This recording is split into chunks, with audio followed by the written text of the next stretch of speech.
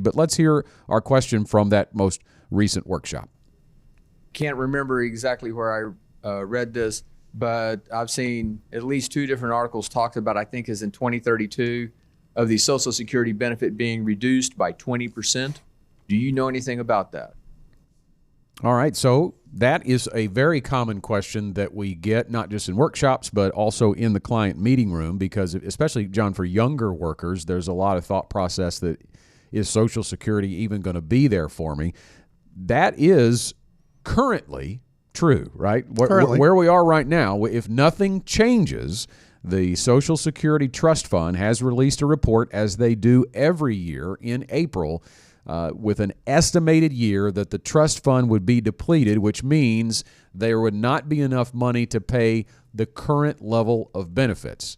Now, the caveat there, the next place we should go is for sure say that Social Security is a law in this country. It must continue. So there is not going to be a stoppage of payments. Right. But if nothing is done and the trust fund is out of money, then current benefits would be reduced, the estimate somewhere between 20 and 25%.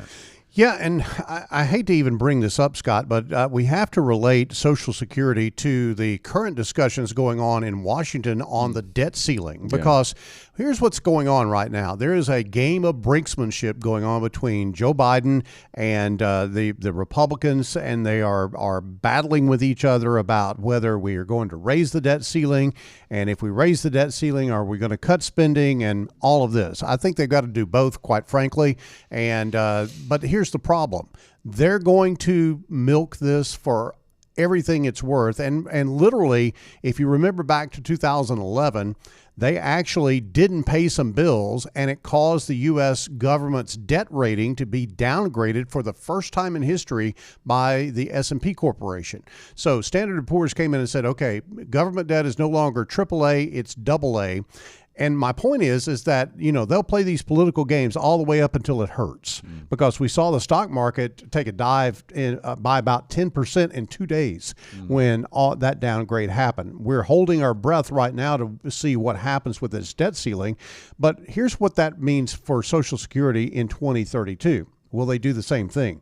Will they actually run right up to the point where they have to implement a minor reduction in Social Security, get the political firestorm going before they correct it? But at the end of the day, Scott, I believe they will correct it because those guys want to be reelected. That's the reason.